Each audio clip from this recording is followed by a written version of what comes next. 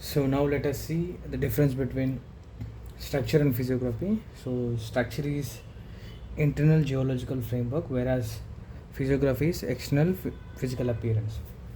And then structure is concerned with rocks and rocks and tectonics. Okay, it is concerned with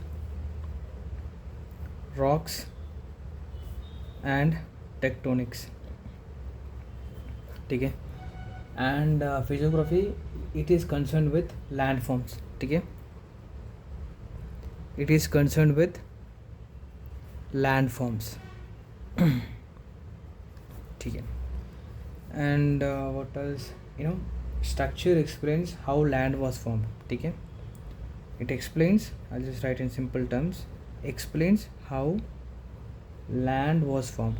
Okay, structure explains how land was formed, whereas physiography, it explains the landforms basically. It describes.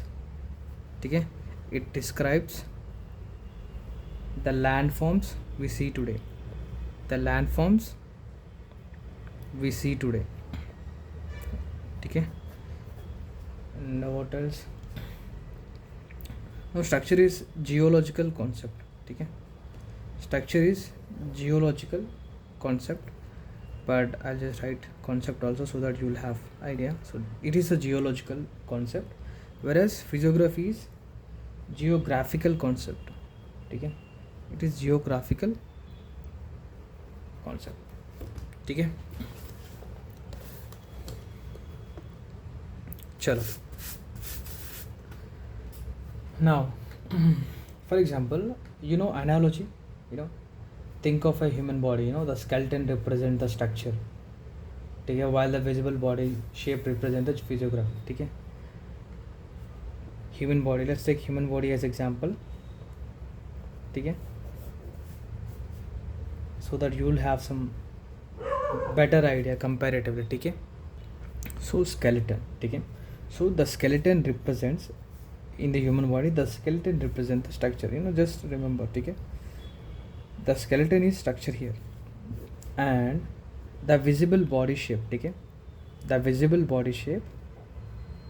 Okay, I'll just write the visible body shape represents, it will represent the physiography. I think now you understand what is the difference between the structure and physiography. Now why is India's physiography so diverse? Okay, India's landforms are the result of a long geological history involving. Okay, I'll write first. I'll write the question so that you'll have some better understand. Why is India's physiography so diverse? Physiography is so diverse. Why? It is the result of long geological history. Okay, long geological history. It involves let's take plate tectonic movements. Okay, plate tectonic movements and mountain building processes. Okay, mountain building processes. Okay, we can call this as orogeny. Yes, orogeny. And we have volcanic activity. Okay, and we have weathering and erosion.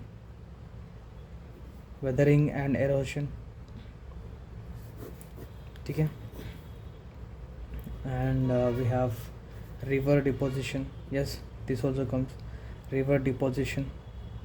Okay, wind action also. Okay, wind action. And yeah, that's it. So together, these processes created, so called, the real structures we are seeing right now, physiographical structures like the lofty Himalayas in the north, the Indo-Gangetic plains, Peninsula Plateau, Thar Desert, What else we have? Eastern and western coastal plains, the Andaman and Nicobar and Lakshadweep Islands. Thus, India's physiography reflects millions of years of geological evolution. Okay. Now I'll write some of the key terminologies so that you have to remember that. Okay. I'll write here key terminology so that you just remember what exactly are those key terminology. I think the first one should be geology. Okay. What is geology? It is study of earth. Okay. I have already discussed study of earth. Okay. So it is a study of earth. Okay. Like origin, rocks. Okay.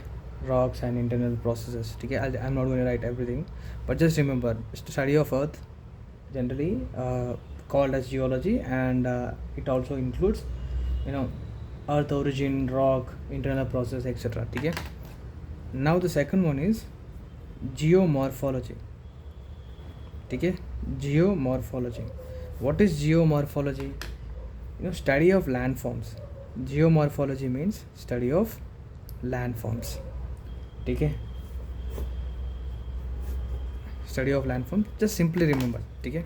And the third one is we have topography. Yeah.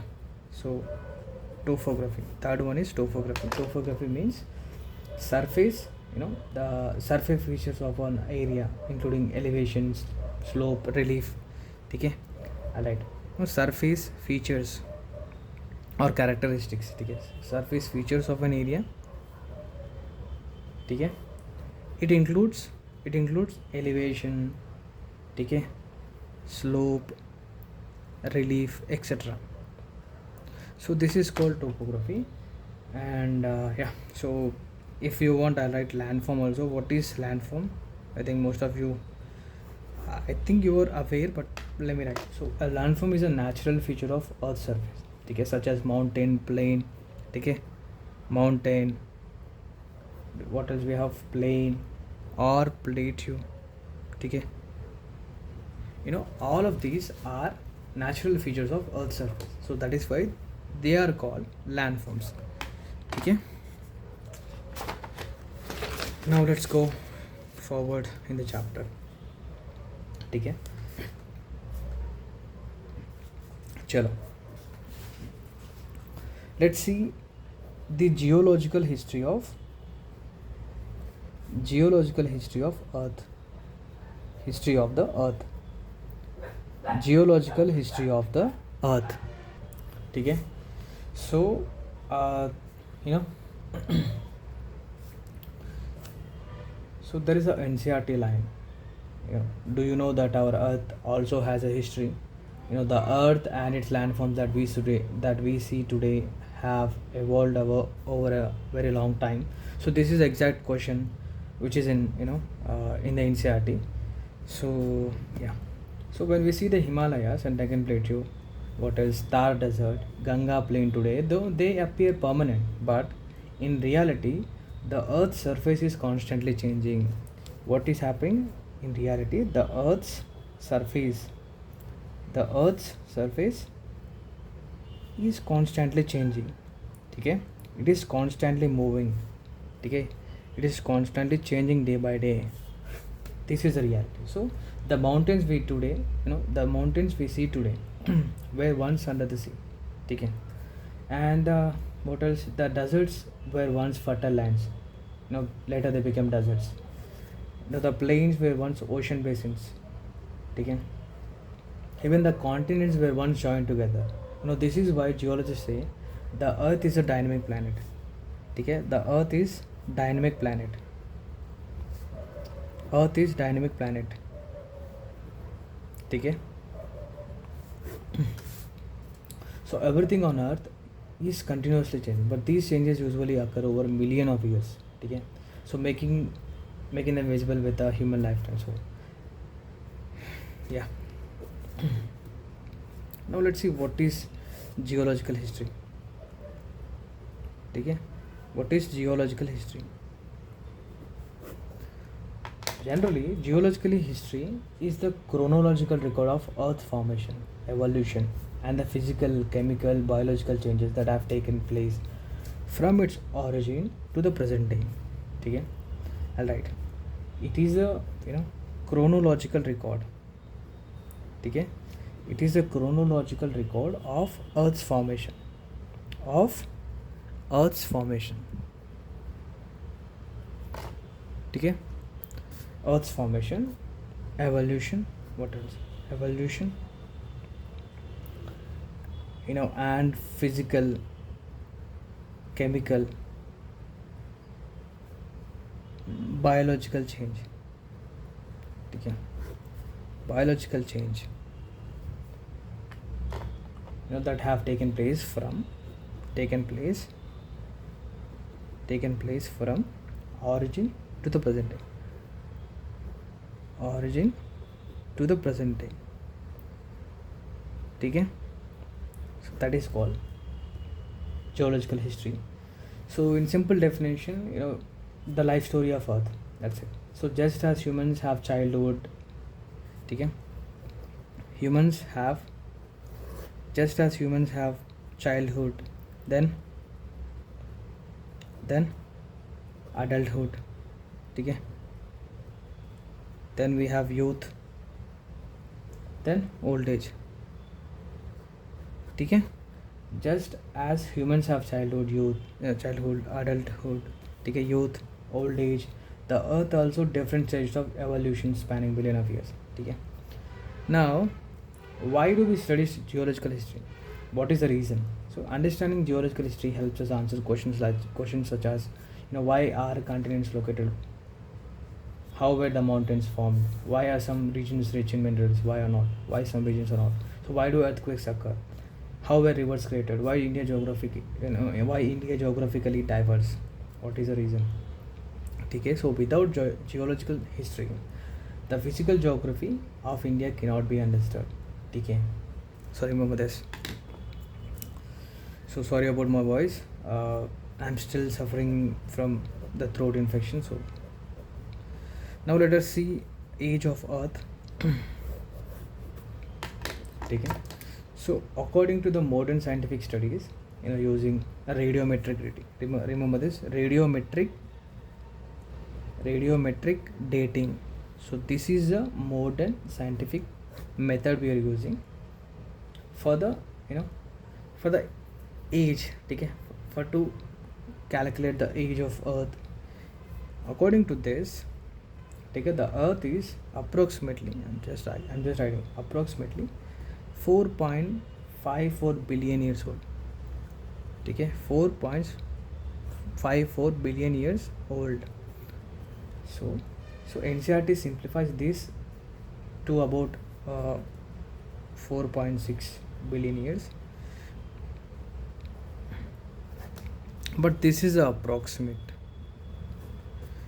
the age. So remember this, scientific estimate is 4.54 billion years old. NCERT simplifies that into 4.6 billion years. Okay, so both are acceptable depending on the context, so remember that. Now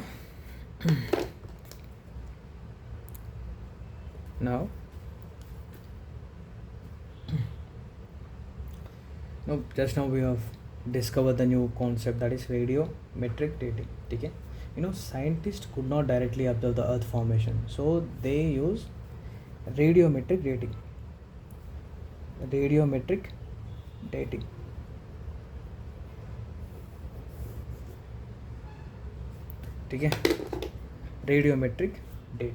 So generally radiometric dating, certain radioactive elements decay at a constant rate. Okay, certain radioactive elements, okay, decay at a constant rate. Using this, I'll tell you. So for examples include, we have uranium, okay, uranium, lead, then we have potassium, okay, potassium, argon, okay, and we have carbon 14. I think most of you know this. Generally, relatively, we generally use carbon 14 for organic. Generally we found organic remains, uh, the carbon 14.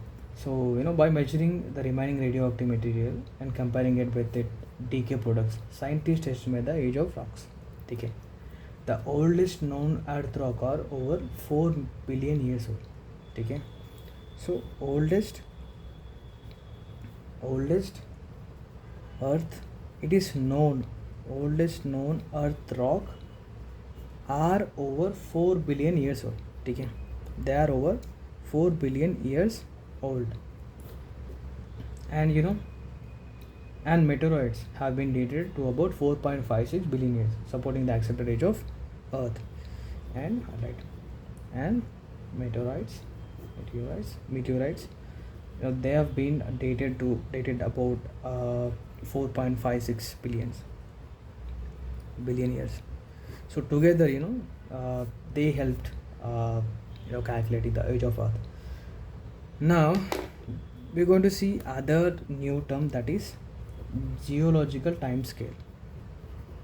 Geological time scale, GTS. Okay.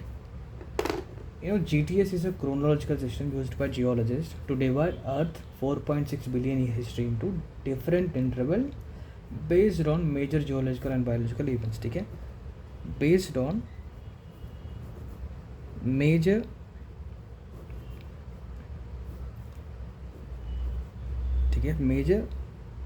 biological and geological. Okay. Based on biological and geological events. Okay. Geologists divide Earth into different intervals. Okay. Earth into different intervals based on geological and biological events, major. Okay. So simple meaning, I'll tell. Think of Earth history as a 4.6 billion year book. Okay. Now instead of reading one enormous chapter, scientists divide it into eras, periods, epoch, ages.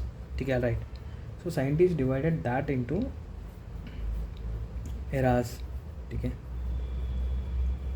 periods, epoch, okay, and ages. This makes Earth history easier to study. So that is why they use geological time scale. Okay. Now this is a hierarchy of geological time, generally from largest to smallest. This is a hierarchy. Okay. So every phase there has been major incidents happen. So due to that only we have divided this into these many intervals. Okay. Now we're going to see some of the major incidents. Now okay, some of the major eras, let's say. So major geological eras, okay, eras. So for UPSC, focus on these four. Okay. The first one is Precambrian. Okay. Precambrian.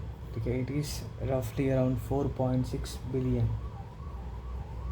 It means it is around 541 million years ago. Okay. So in this period, what are the characteristics? What exactly happened in this period or in this interval? Let's discuss. So in this period, during this period, Earth crust formed. Okay. Earth crust formed here, and oceans developed. Okay. During this period, oceans developed, Earth crust formed, and atmosphere evolved.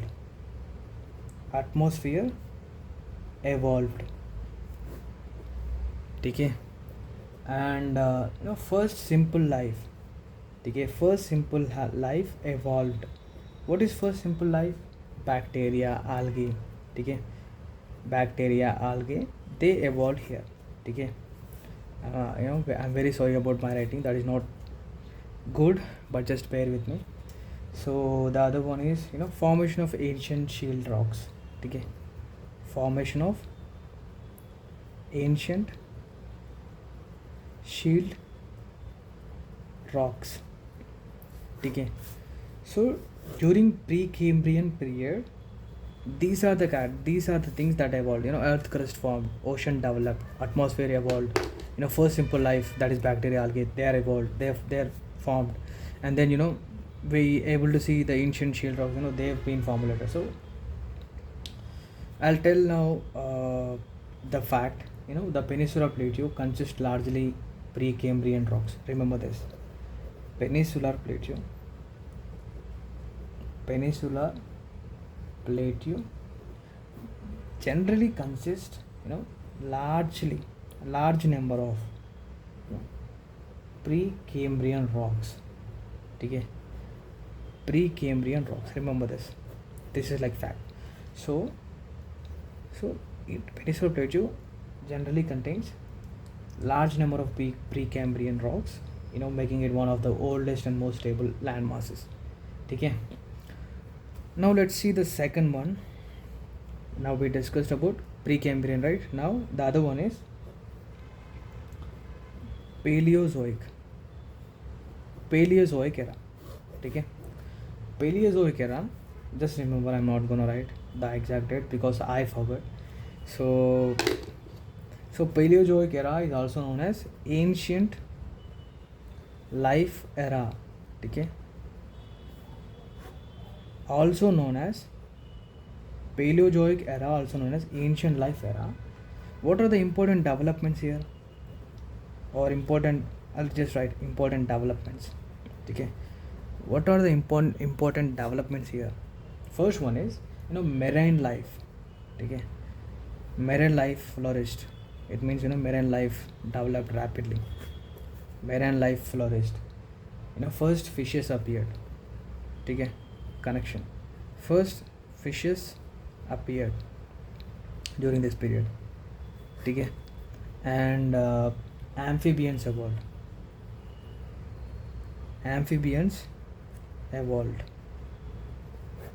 Okay. And first forest, okay. First forests developed, okay. Forests developed. So these are the developments that happened in Paleozoic era. Now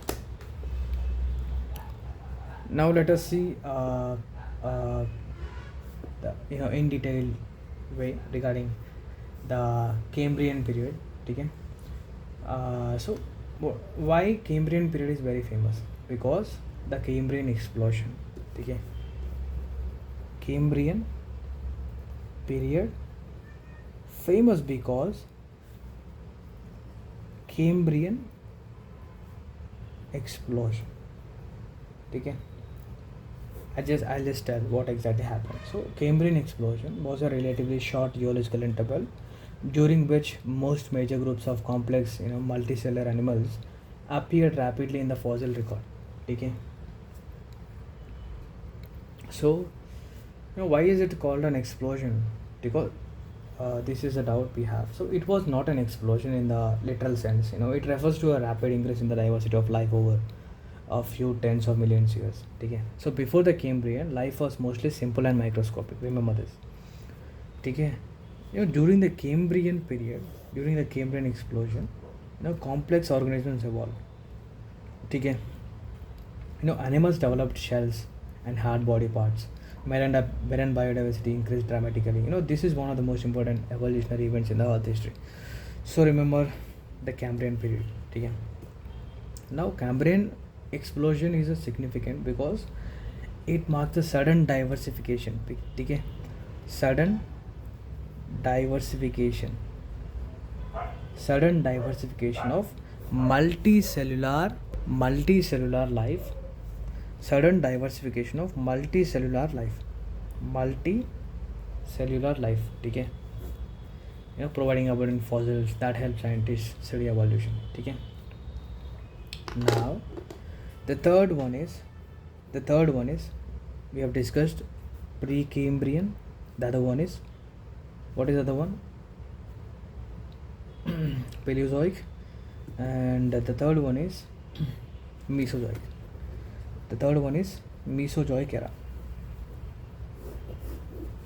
So it is known as, generally it is very famous, it is known as age of reptiles, ठीक है, age of reptiles. So what are the key events, or what are the important developments here? What are the key events here?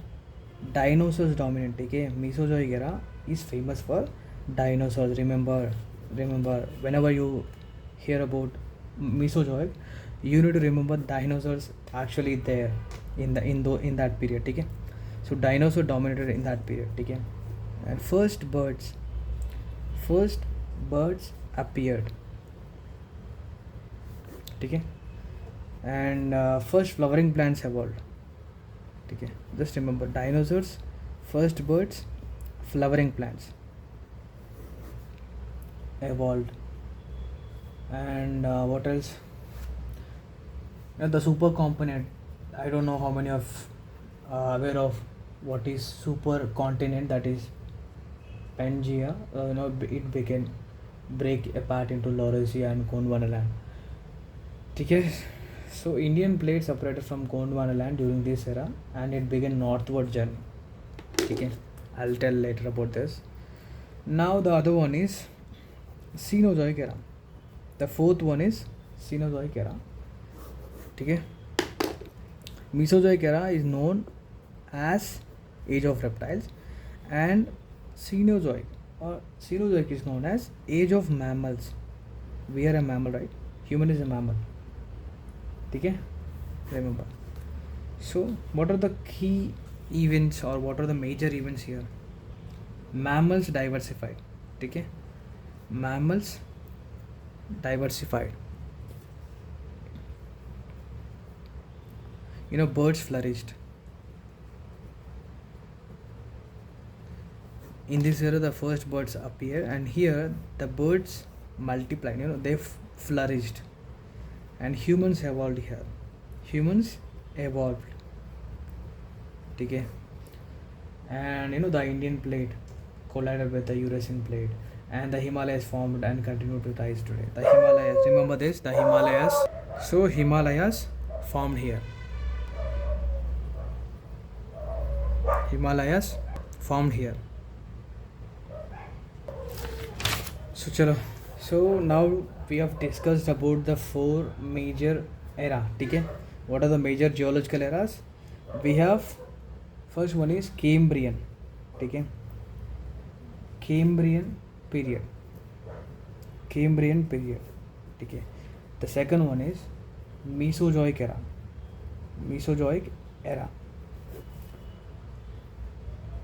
Third one is Cenozoic era, ठीक है. Now just remember these. These the reason I am telling the three E's. These are very important for your exam. ठीक है. Just remember this, and forget about the Paleozoic era. ठीक है. It is important, but just remember the very important eras are these three. So remember that. ठीक है. So the Indian plate is still moving northward at about 5 centimeter per year, causing earthquake, gradual uplift of Himalayas, okay. So just remember this.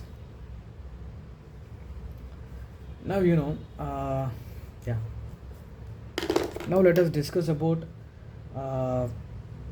the forces. Now that we know the Earth has evolved over billion of years, okay.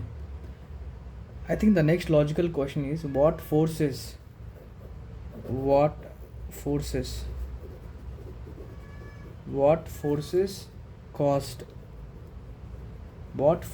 caused these changes, okay.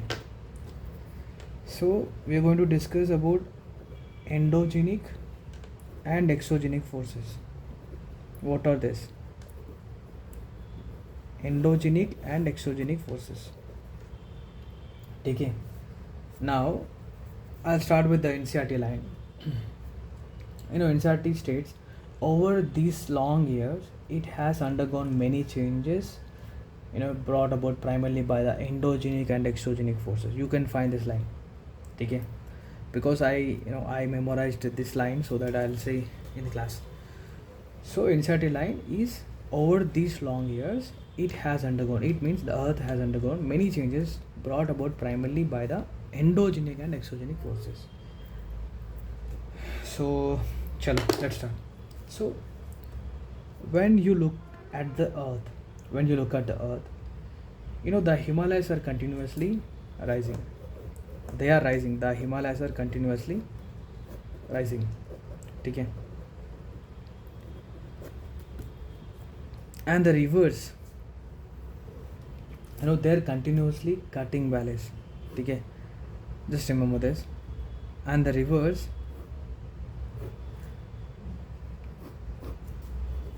cutting valleys.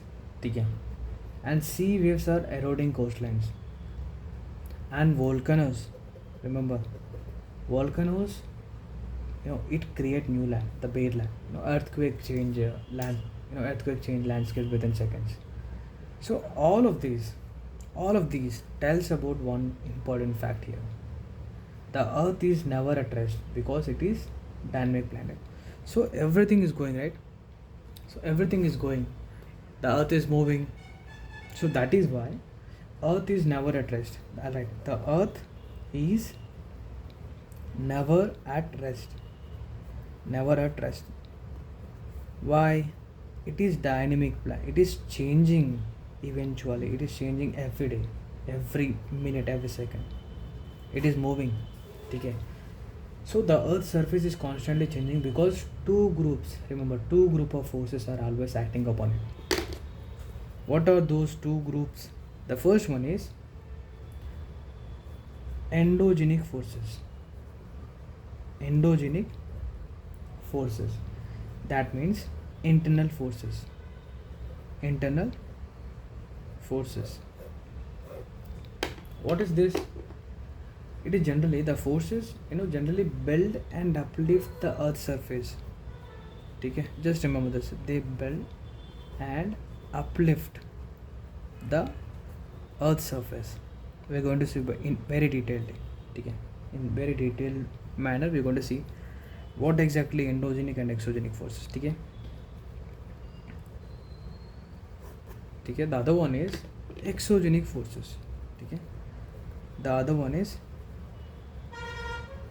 exogenic forces, that is external forces. Okay? So generally these forces wear down and reshape the earth surface. Okay? They wear down and reshape the earth's surface. Okay? The earth's surface. Okay? So these two forces work simultaneously. One creates landform while other modifies them. Okay? One creates, another one modifies. If endogenic creates something, exogenic forces modifies that. Now let us discuss in a detailed way regarding endogenic forces. Okay? Endogenic forces. Okay? Now, so endogenic forces are the forces. Alright. These are the forces that originate from within the earth's interior and are responsible for creating and uplifting landforms. Okay? So endogenic forces are the forces that originate, alright, they originate from within. Okay? From within the earth's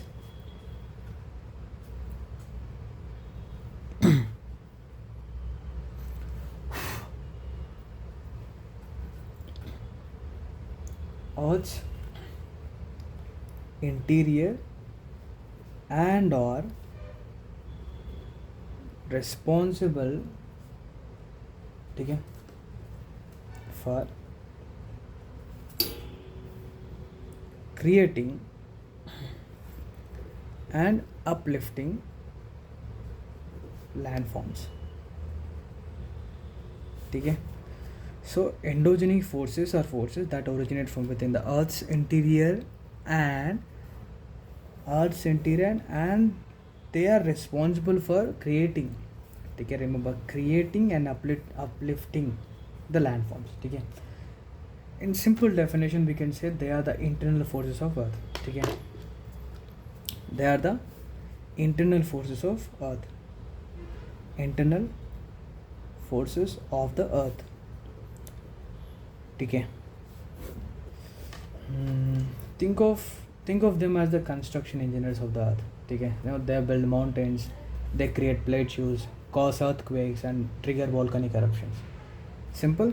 So why, you know, what is exactly the definition of endogenic, ठीक है. What is the meaning of endogenic?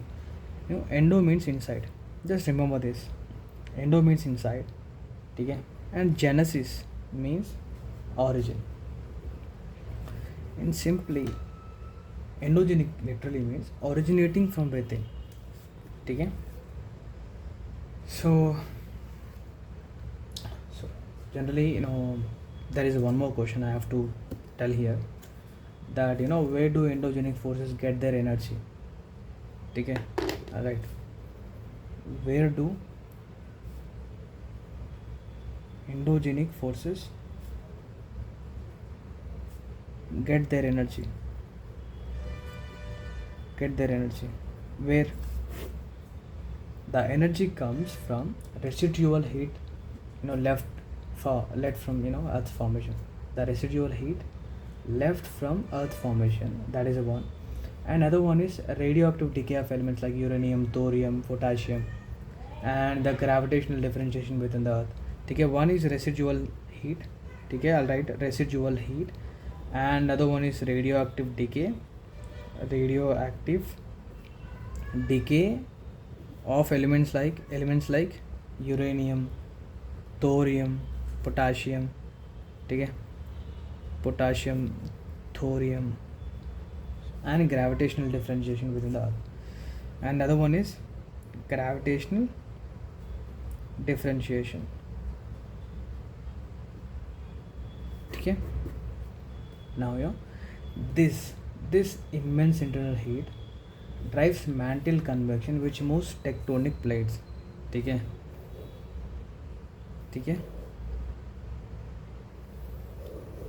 So this immense internal heat drives mantle convection which moves tectonic plates to cause disruptions, ठीक है. And that causes the force, you know, that is called forces, and that is responsible for creating different type of landforms, ठीक है. And ठीक है, what are the characteristics, you know, they originate from the earth. You know, the definition itself has you know, the actual abbreviation, right? The actual definition contains it is originate inside the earth. Endogenic force originate inside the earth. Other one is they usually constructive in nature, okay. You know, they create new landforms, you know, they cause upliftment, you know, responsible for tectonic activities, okay. And you know, there can be the endogenic forces can be slow or sudden. Remember this, endogenic forces can be slow or sudden, okay. Sudden is, you know, for the best examples for the sudden force is, you know, earthquake, okay. Now there are types of endogenic forces, okay. I'll just write types of endogenic forces, okay. Types of endogenic forces, what are those? The first one is diastrophic force. Remember, the first one is diastrophic force. Remember, this is very important. Diastrophic force means generally they are slow movements. Remember this, they are slow movements. These act slowly over millions of years and deform the earth crust. They include folding. I'll just write, they include folding, faulting. Okay. What else? Uplift. Okay. Continental drift. What else we have? Plate movements. Okay. Plate movements. Okay. So example for this are formation of Himalayas, formation of Western Ghats, and what else? Let's take river. Rift valleys such as Narmada and Tapi. Okay. Formation of Himalayas. Okay. Western Ghats, etc. So now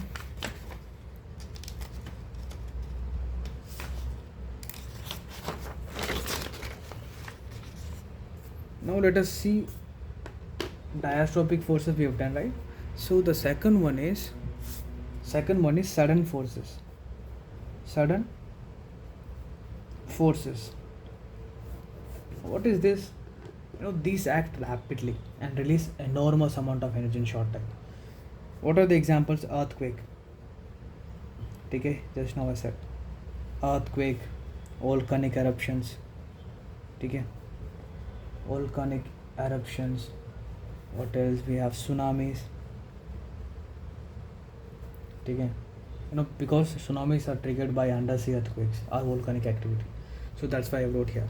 So these events can drastically alter landscapes within minutes. Okay. So I think I have to say this. I have to tell about this: the folding, faulting. What else we have? Uplift, continental drift, all these things. So folding is very simple. Folding is a bending of rock layers under some forces without breaking them. So imagine placing both hands on opposite ends of a thick carpet and pushing it inward. Okay. And the carpet bends into folds instead of breaking. So the earth crust behaves similarly under compression. Okay. Himalayas formed due to folding of sedimentary rocks. Remember. And what is the second one? That is faulting. Faulting is a breaking and displacement of rock layers due to tectonic stress. So if the stress is too great, rocks fracture instead of bending. So, okay. Example, Narmada Rift Valley. Okay. I think I have to write so that you can understand. Okay. So the first one is folding, right? Folding is bending of rock layers. Bending of rock layers under compressional forces without breaking them. Just remember the definition and also remember the carpet example I just now I told, right? So without breaking them. Example, Himalayas. Himalayas formed due to folding of sedimentary rocks.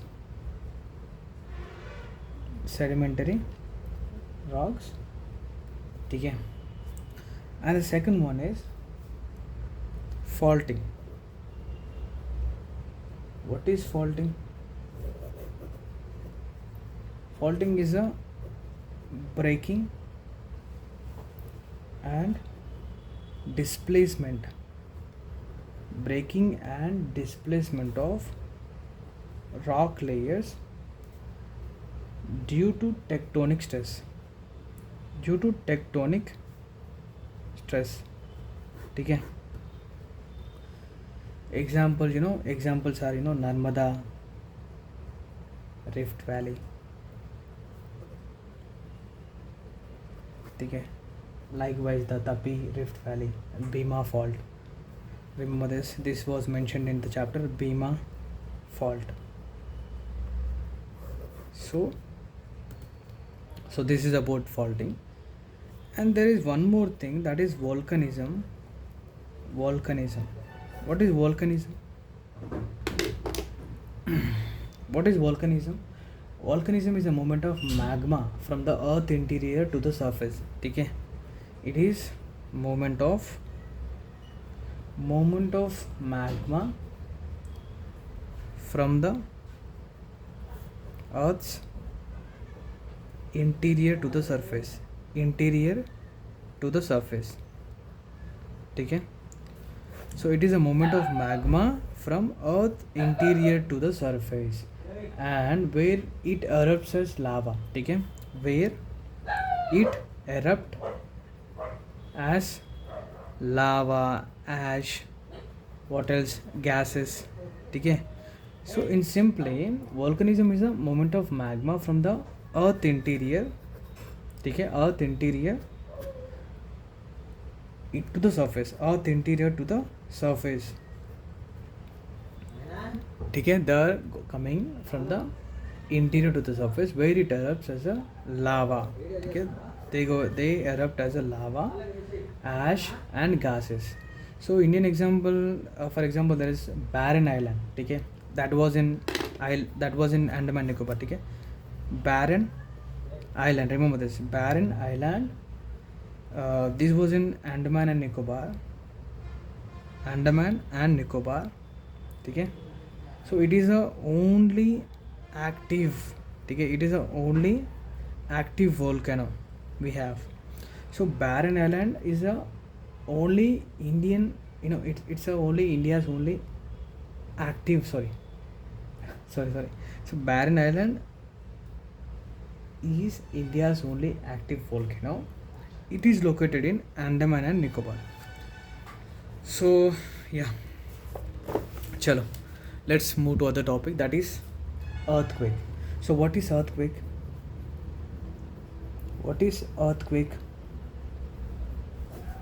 So generally, earthquake is a sudden shaking of earth's surface caused by the rapid release of energy along fault or plate boundaries. Okay, alright. So it's a sudden shaking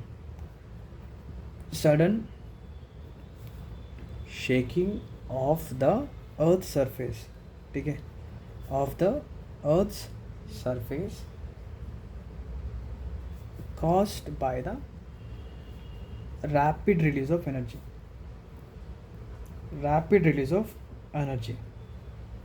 Okay, so it is a sudden shaking of the earth's surface caused by the rapid release of energy. So why do earthquakes occur? Because tectonic plates are constantly moving. So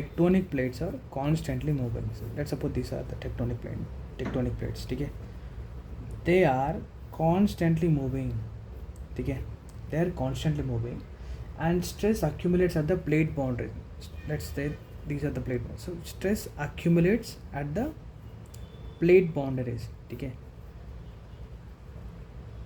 now the stress accumulated at the plate boundaries, and when the stress exceeds the strength of the rocks, when it exceeds the strength of the rocks, it is released suddenly as seismic waves.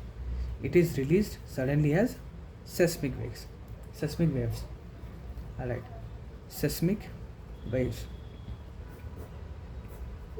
Okay, so now because I'm talking about the earthquake, so I'll write Indian earthquake zones. India's earthquake or Indian earthquake zones. What are the Indian earthquake zones?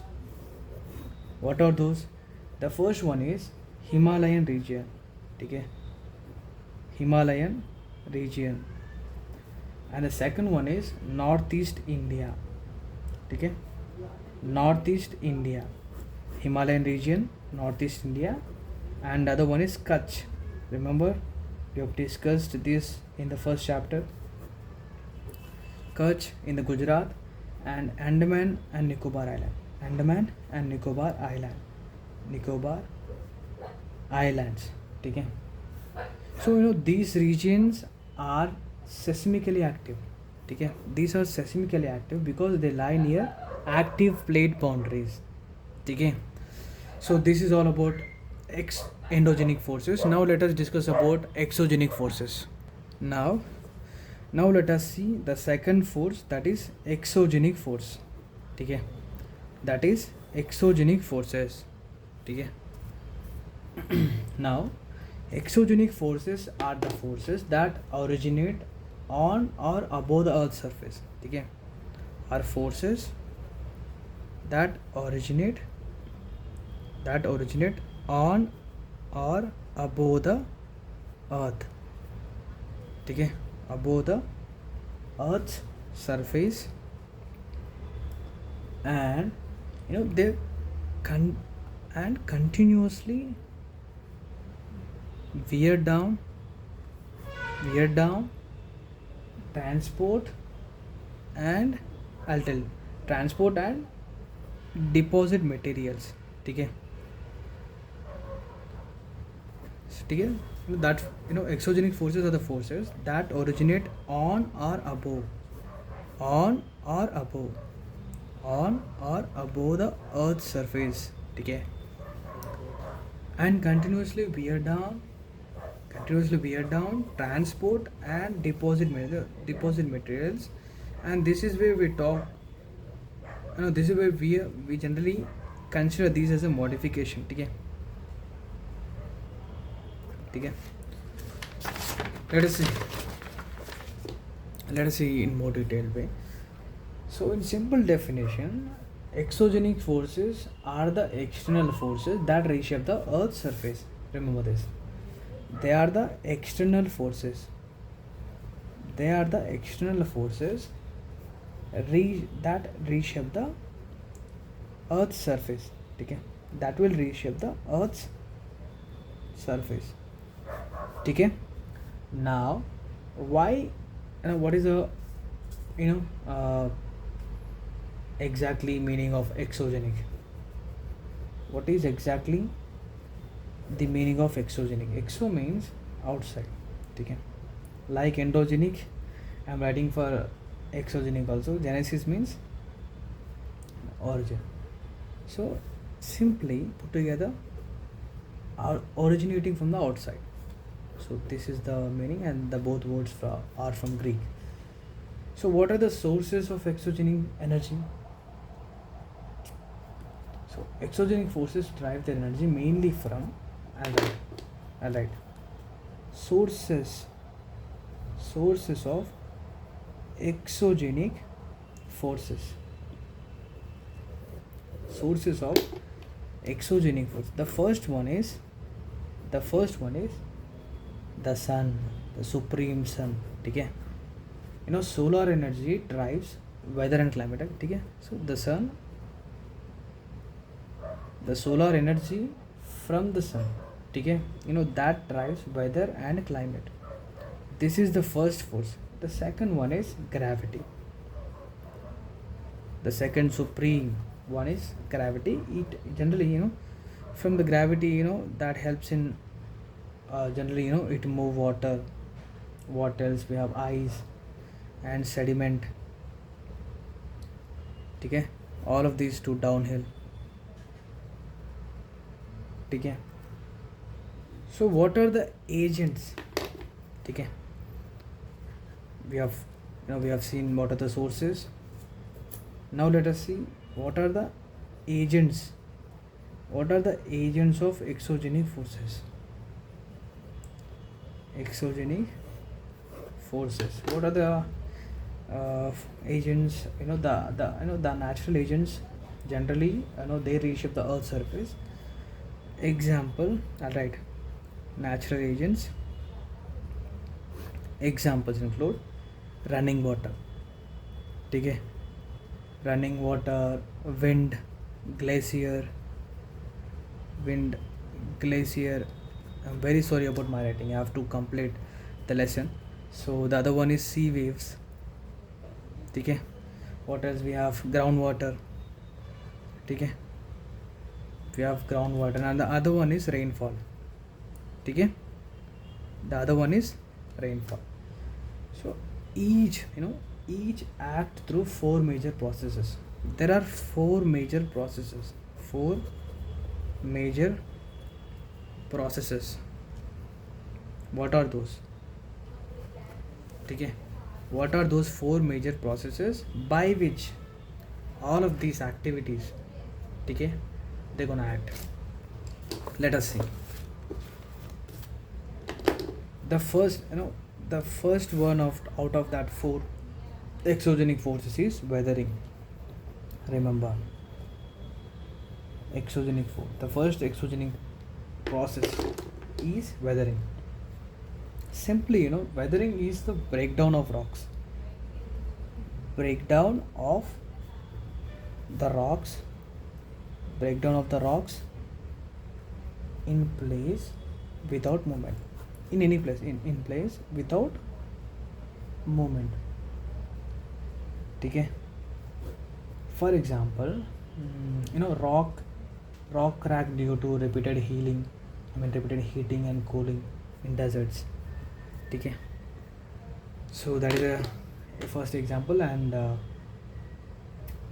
so the second process is erosion. Okay. First process is weathering, the second one is erosion. Erosion simply means the removal. Okay. The removal and wearing away of weathered material which was weathered, that is gonna erosion through this process, the removal and wearing up, okay, of weathered material. Example, the Ganga eroding its banks during floods. Okay. Now the third one is transportation.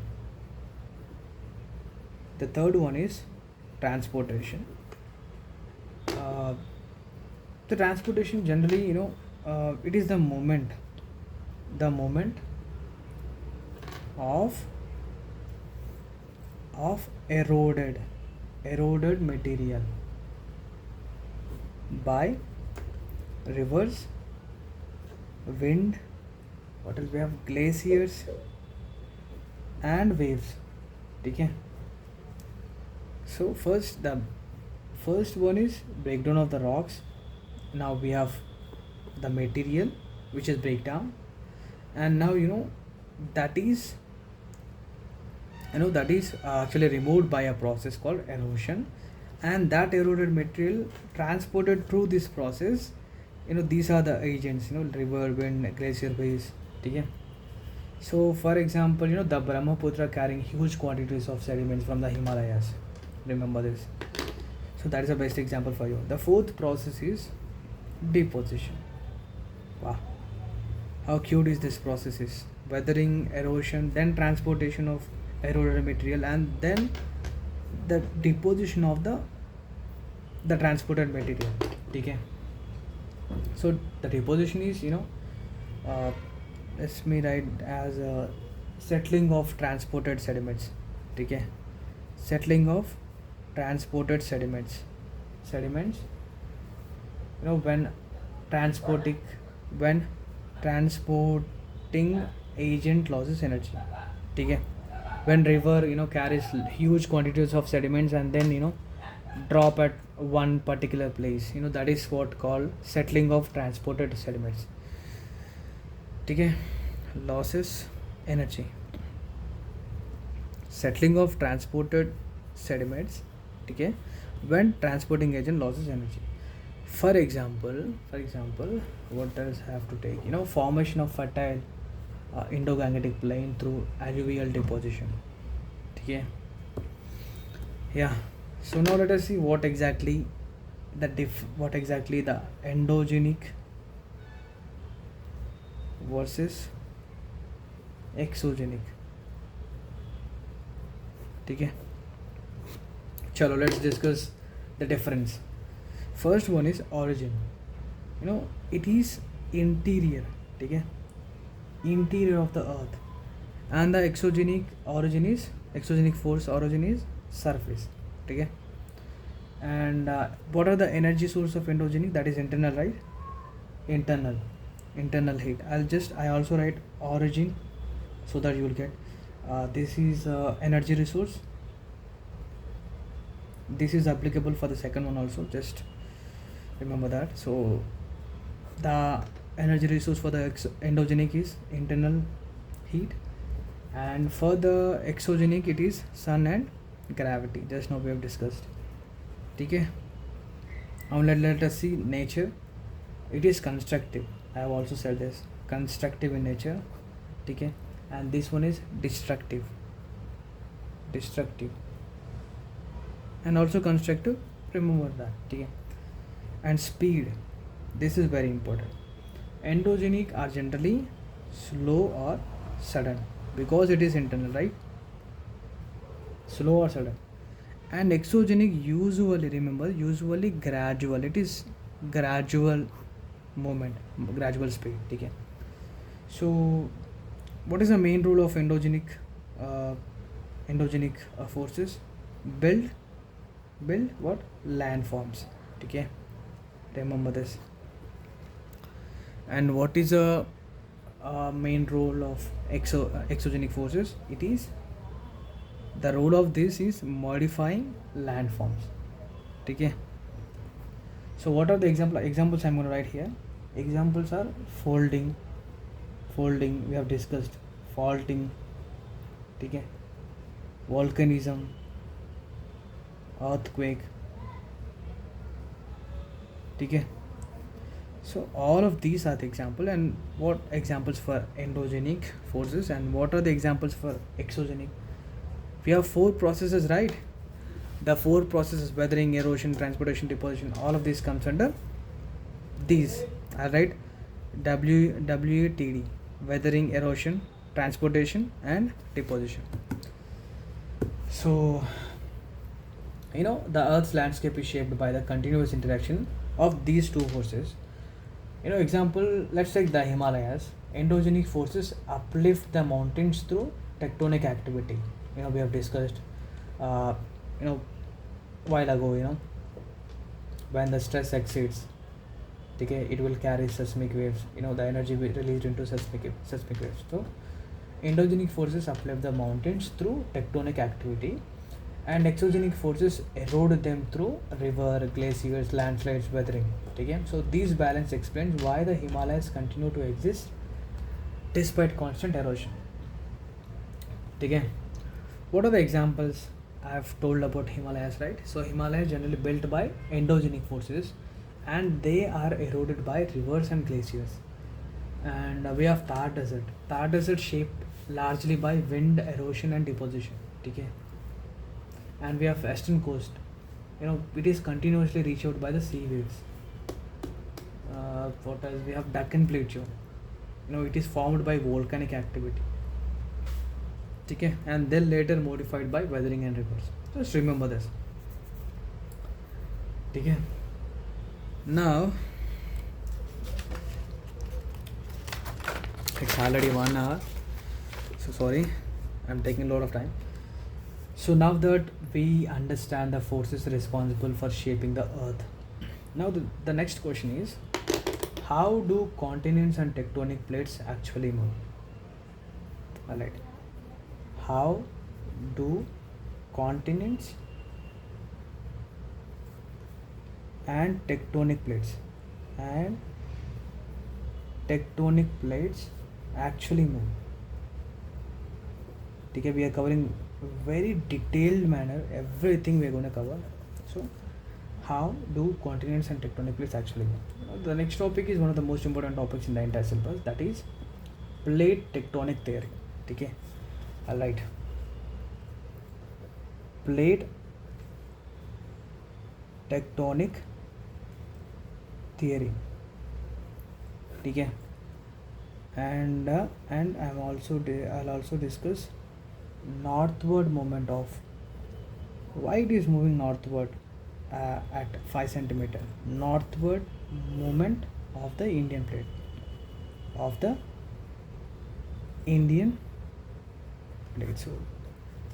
So I'm going to discuss this topic in the next class.